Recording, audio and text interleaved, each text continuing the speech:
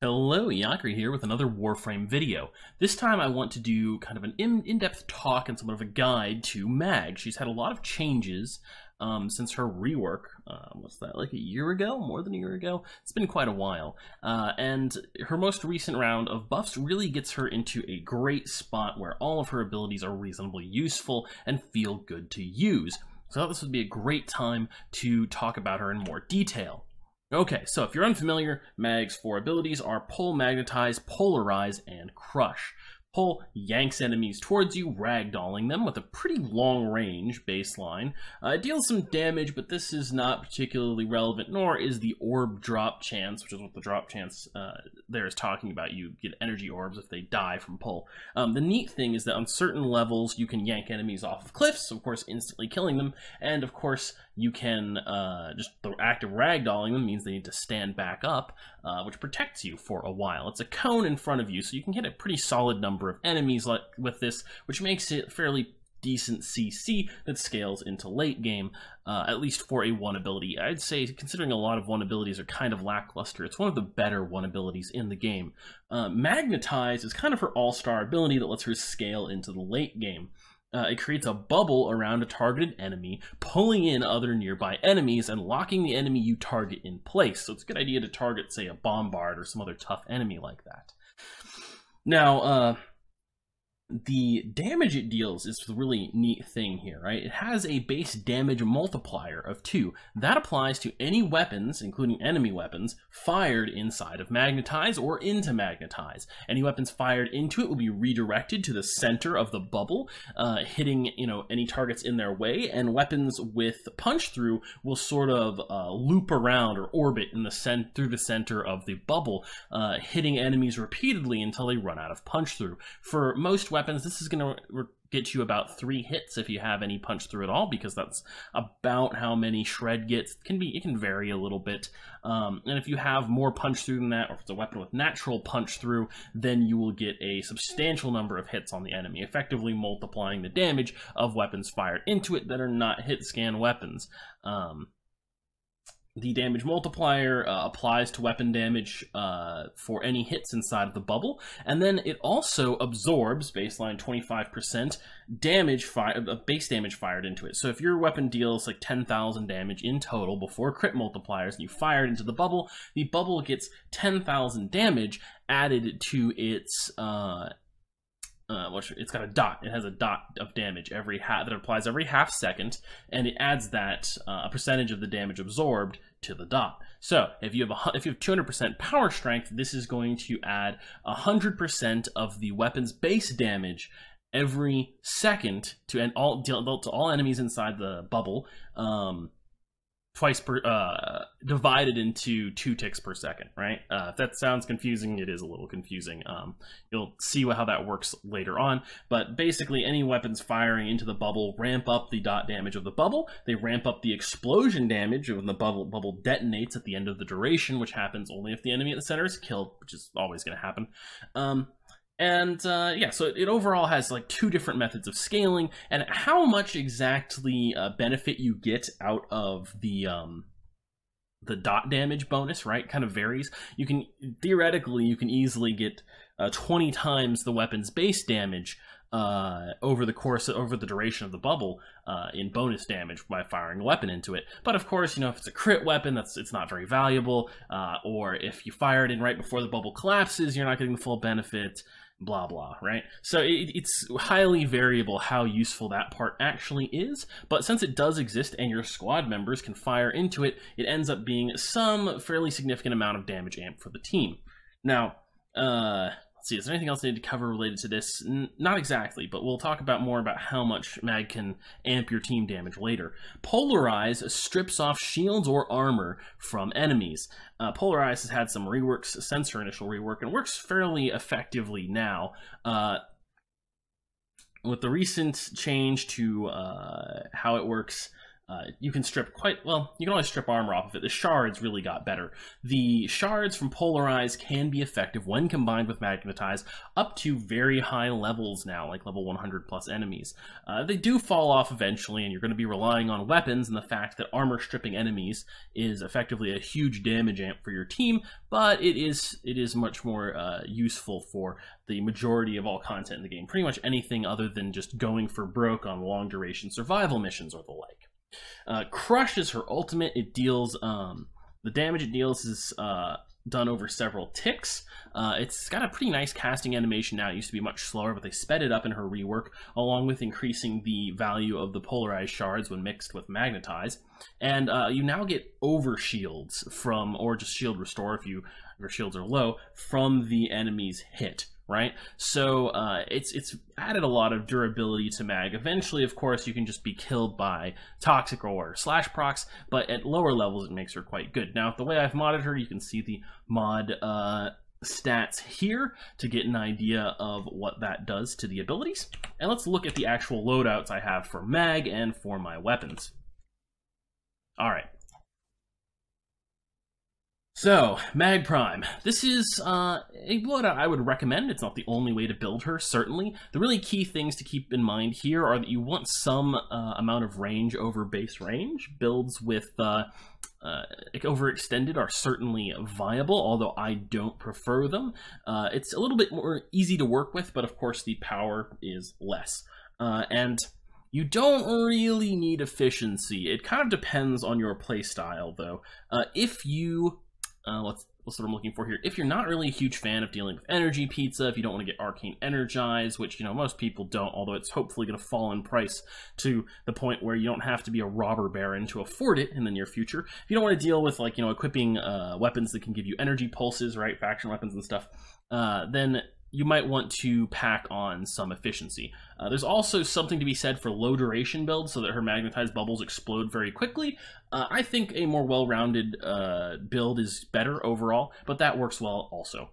So the really key thing here is Fracturing Crush. So Fracturing Crush has always been quite good, but I think with the overall way Mag has changed over a number of updates, it's borderline mandatory if you're going for high tier missions, because Mag can shred the armor off of enemies up to level 400 or so pretty easily by casting Fracturing Crush twice, followed by Polarize 1 or 2 times, depending on how high the enemies are in level. And this will strip 100% of their armor off. It's just gone. They don't get their armor back. If you don't strip all of their armor off, using Fracturing Crush before the duration runs out, or using Polarize in conjunction with this before the duration runs out, they will get their percentile armor back. So you do have to do it in combo, and that's why at a certain level, like maybe, you know, once you get to eventually like level 700 enemies or something, you won't be able to strip all their armor off because you'll run out of time to do it, and it'll be a pretty lengthy process when you get close to that anyway. But, you know, that's kind of irrelevant unless you're going for a new world record for the longest survival ever or something like that, right? It's not part of normal gameplay. And you can make this easier on yourself by equipping like 2 corrosive projections. Will massively amp up the level you can get to before her ability to strip off all their armor falls off. And it also leaves you some room to run like growing power in your squad, right? So that's kind of nice. But yeah, the thing is that you have to keep in mind, so when you're thinking about how much can Mag amp the damage of your squad, well, eventually enemies are going to have, let's say, 90% damage reduction. They can actually get quite a bit higher if you go into very high level missions, but suppose you have 90% damage reduction on the enemies you're fighting, and Mag can strip it all away. That increases the damage of your squad by 10 times. You could run 4x CP, but there are valuable reasons not to run corrosive projection. Someone in your squad may not have it, or you could be in a pub game and you can't expect your teammates to have corrosive projection. Well, in comes Fracturing Crush. You give your squad 10 times damage amp effectively on enemies, which is fantastic. Now the thing is that she can also provide Magnetize. So if you're going high enough level where this matters, just hard to do, but suppose you do it, you're increasing the damage by 10 times using Fracturing Crush, and probably around 4 times using Magnetize. That is about 40 times damage on enemies in high-level missions. That's quite good, and can help you deal with tough Eximus units or boss units very effectively in a wide variety of circumstances. So it gets kind of even better than that, because of course there's the dot from Magnetized, which does amp your damage by a wildly varying amount, but it's probably going to be more than double damage a lot of the time on a lot of weapons. And if you actually bring weapons that work well with it, you can get much more damage amp than that. Mag herself, of course, because you're going to be able to choose weapons that go well with your own build, is going to be able to deal absolutely crazy damage using Magnetize, well in excess of 40 times damage amp effectively. So of course, Banshee still remains supreme in terms of damage amp, because she can fairly easily get to around 700 times amp, and it does scale with criticals, all of it, so that's quite nice. But that's kind of a separate conversation. Point is, Mag can enormously damage amp your team, and you kind of have like varying levels of doing it. Using her ultimate, and using I should actually go over my weapon really quick. So using her ultimate and using what's the word I'm looking for here? Polarized in conjunction are the most efficient way to just strip a bunch of enemies of armor, even at fairly low levels, like level 80 enemies, level 100 enemies. You can just cast Polarize a few times and strip all their armor off, or most of their armor off, giving your team significant damage bonuses with very little effort in a very easy to use way. Now, this is my super build that I'm going to use for the video, and I actually have a Riven, but I'm not going to equip that for this. I've also taken off the faction mod for it, just actually a shittily modded Supra, and we'll see how good it does against level 125 enemies. So I've also got the Coal Star, which is for a different type of example. So the Coal Star, since the projectiles explode, will not benefit from any kind of punch through, right? And it has high base damage, and it also doesn't crit very much. So that's going to be kind of for an example of what it's like if you fire high base damage weapons in there. I might try also with the Opticore near the end of the video once I've gotten my main points through. So, all right, let's take a look at what this actually results in with Mag. So first off, I just want to show off a couple things, and we're going to have the enemy AI paused. Later on, I'm going to do some more tests with the enemy AI unpaused invulnerability, and with no invulnerability, no paused AI, and we'll see how well I can survive against high-level enemies. I'll tell you right now, it's a little bit hit and miss, but it's a lot more hit than miss compared to a lot of other caster frames that don't have any kind of survivability. So, versus these high-level enemies, my Supra is not that great, right? It does some damage, but not a really significant amount, right? So let's take a look at Armor Strip first off, and Polarize, and this should get rid of all their armor. Alright, so now how's my damage? Much better. I can take out a significant amount of their HP very easily. And if we cast Magnetize here, it actually is doing pretty okay damage to them already, because their armor has been stripped, and I've got shards laying around on the ground. I could actually have gotten much higher damage if I had, for example, cast Crush only once and Polarize twice, which is also a way I could get all the armor off of these guys. Right, and if we fire a couple shots into here, it should just kill them all pretty much. Yeah. And when it yeah, there we go. And the final explosion deals a lot of extra damage depending on what you've shot into it during the duration. Okay, so let's take a little bit of a look again at what happens if we just use Magnetize alone, because it is a pretty significant damage amp, right? So we cast Magnetize, and I mean, it takes a while to kill these guys without stripping their armor off, right? At level 125, I think they have more than 90% damage reduction, so this is pretty rough. Kind of shows you the value of armor reduction right here. But let's see if they'll be finished off on. Yeah, all right. Still, though, I am able to kill them, right? And quite a big group of them as well. So that's pretty nice. If we use the Colastar, actually Colastar won't be significantly different from the Supra, actually, because the Supra does not have a high crit chance, and that's the main thing. If you have a high crit chance, you won't benefit the Magnetized bubble as much. So let's take a look at enemies that can actually shoot back, because there's something I want to show off about that in particular. So if they can shoot back, we're going to be able to amp their damage, right, against themselves, and use it against themselves. So if we put them in Magnetize, right? Okay, so now they're amping the damage of Magnetize. So let's do Crush once, and Polarize, and let's let them shoot each other for a bit, and we'll see if the Magnetized bubble, just your abilities, are enough to kill level 125 enemies without using any weapons at all, right? And it should kill them pretty effectively. If the shards had already been around before casting Magnetize, I believe it would be a little bit more effective. Yeah.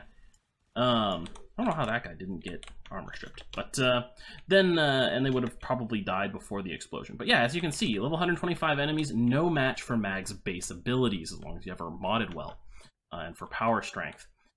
Now let's talk about the. Well, I'll show off the Cola Star really quick before we go into survivability, right? So Cola Star has very high base damage. It is going to need some help from armor strip to be effective. But, so let's switch weapons really quick here and take a shot into here. It's already actually almost killed them all, and as you can see, the tick damage is very high now, and the end explosion damage is going to be humongous. So that's pretty great. Let's talk about Mag survivability. See, the nice thing about Magnetize itself, in particular, is that it, what's what I'm looking for here? Oh, it stops bullets going into it, right? And redirects them towards the center. That includes enemy bullets. So it's going to protect you from enemies shooting at you, okay? All right, so now we're going to try Mag's durability. And so I'm going to spawn a bunch of enemies and try and stop them from killing me using Magnetize. We'll see how it goes. No promises I can get this right on the first try, although I did it the first time around in testing just fine. So let's get behind here. Okay, we are safe for now. You gotta pay attention to the angle that people are coming at you from, though, because you could have some problems pretty easily if they can get a shot at you from the side. Now let's create another bubble over there. Alright, and we're still safe. Okay, let's create another bubble on this person right here.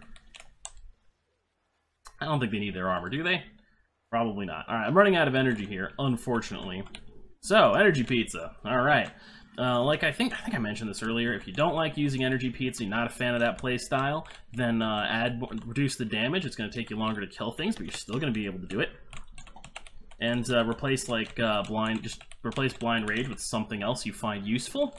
Maybe some durability mods instead. You'll do less damage, but you'll have a much easier time dealing with energy management, right?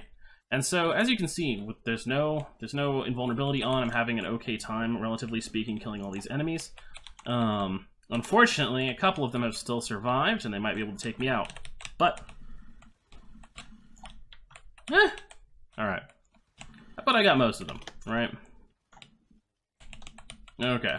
And if I'd actually used, say, my faction mod, the energy procs would have been enough to let me cast Magnetize an additional time, finishing off all the enemies, level 125, and no need for tank because I blocked all their shots. Of course, you're gonna have a kind of a rough time versus infested because it's not gonna just stop them from shooting passively. And there are some other types of weapons that'll give you a hard time. Exodus units, of course, also will give you a rough time, but. Yeah, eventually you're going to get killed by just random slash procs, getting shot once or twice at high-level missions, but Mag is a lot more survivable as long as you actually like play with her abilities to keep yourself alive than a lot of frames are. Especially with the overshields on her 4, through any kind of normal mission or sortie, you're going to have a high level of survivability. Okay, so I think that pretty much covers anything. I mentioned showing off the Opticore for an example of a weapon that is hit scan. So I think I'll do that now. But I think this kind of covers Mag in general. And most of these abilities, most of the stuff she can do, she could always do this before her more. Oh dang, I can't change the colors on these. That sucks. But she could always do this stuff before her more recent rework, right? Like the big difference now is that maybe killing enemies easily at level 125 with just your abilities might have been a little harder to pull off.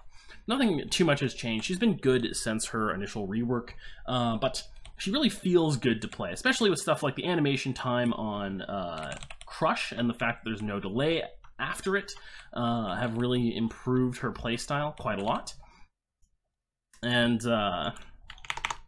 I don't know, overall she feels a lot better to play, in addition to being very powerful like she has been since the rework.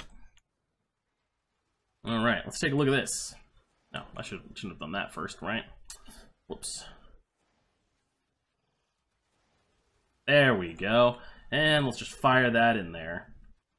And pretty much obliterated all of them. I guess this is a little bit of a too good of an... Oh, what? Well...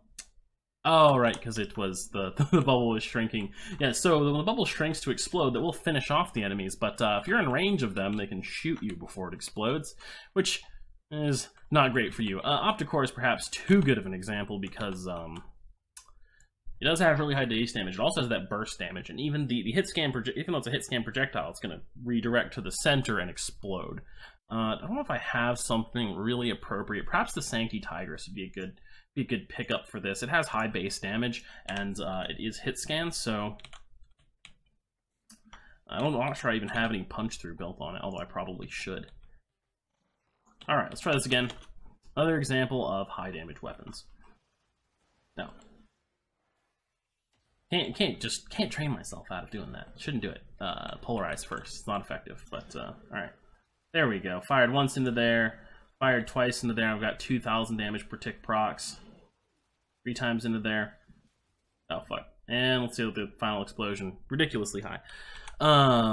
Yeah, so pretty solid pretty solid damage. I'm not sure I actually nailed the exact way that the damage per second scales. Maybe it's spread out over the entire duration, so it's only 100% of weapon base damage over the entire duration when you initially fire, and that's why the last hit is so high. That's probably correct. So just consider this the correct word on the way that works, because that, I swear it said, maybe I misread the wiki. I'm pretty sure the wiki said it worked the way I initially described, but it clearly does not seem to do that, because otherwise there should be like 400,000 damage procs going on each second, right? Or half of that per second, right? Or per half second. Okay, so is there anything else I need to cover for Mag? I don't think so. Mag is a great Warframe, works well in high-level missions, is effective on armored and unarmored enemies, maybe even a little bit more effective on armored enemies, because you have to burn all their shields off before you can armor strip them with Polarized now. She has pretty solid AoE damage through 3 of her abilities, and can damage amp your team an enormous amount. Conservative estimates on like more easy missions on how much you're going to actually be amping your team, probably like 2 to 10 times damage if you're only using Polarize. And if you use your other abilities, it gets much higher. Also, great looking frame, at least in my opinion, for fashion, although I'm a bit biased because she was my first Warframe I ever picked up in the game, as well as my first Prime. So, I don't know, take that with a grain of salt, I suppose. Anyway, thanks for watching. Yakri out.